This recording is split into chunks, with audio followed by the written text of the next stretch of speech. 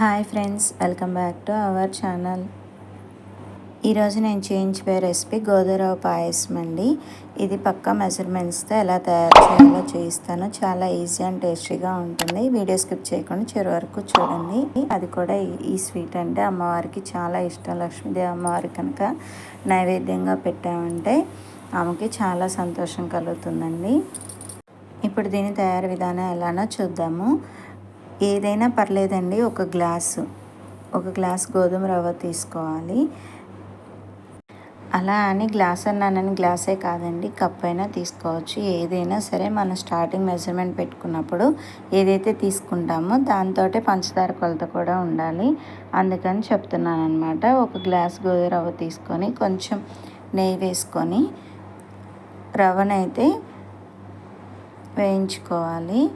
చూసారు కదా, అలా కొంచెం గోల్డెన్ బ్రౌన్ కలర్లో వస్తుందండి. అప్పటి వరకు వేయించుకోవాలి. ఈలోపు అది వేగేలోపు పాలు కాకపెట్టుకోవాలి. నేనైతే 200 ml గ్లాస్ తీసుకొని రవ్వ దాంతో మెజర్ చేసుకున్నాను. దానికి 1 లీటర్ పాలు అయితే పడతాయండి. పూర్తిగా 1 లీటర్ పాలైనా తీసుకోవచ్చు, లేదా 3/4 లీటర్ పాలు 1/4 వంతు వాటర్ అయినా పోసుకోవచ్చు. చూసారు కదా, అలా వేయించుకొని పక్కన పెట్టేసుకున్న తర్వాత పాలు పొంగొచ్చాక మనం వేయించి పెట్టుకున్న గోధుమ రవ్వ ఉంది కదండి, దాన్ని ఆ పాలల్లో వేయాలి. చూసారు కదా, అలా స్లోగా వేసుకుంటూ కలుపుకోవాలి. ఇదేం ఉండకట్టదండి, కాకపోతే స్టార్టింగ్ కొంచెం కలపెట్టుకుంటే అడుగంటకుండా ఉంటుంది. ఈ స్వీట్ మనకు అంత శ్రమ కూడా ఉండదండి. పాలల్లో వేసిన తర్వాత అదే కాసేపు ఉడికిపోతుంది అనమాట. మనం ఇంకా దాన్ని చూడాల్సిన అవసరం కూడా ఉండదు.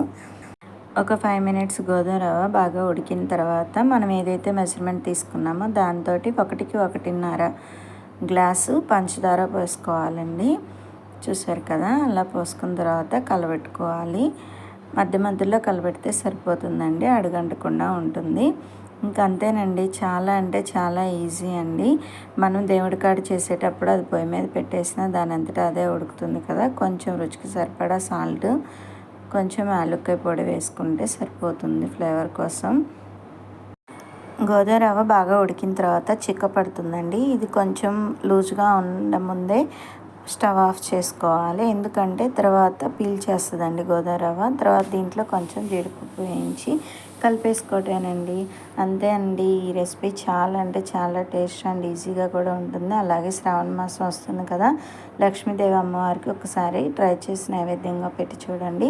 అమ్మవారికి చాలా ఇష్టమైన నైవేద్యం ఇది. చూశారు కదా, ఎంత బాగుందో చూడగానే తినాలనిపిస్తుందా. ఇంకెన్ని కలిసి మీరు కూడా ట్రై చేసి చూడండి.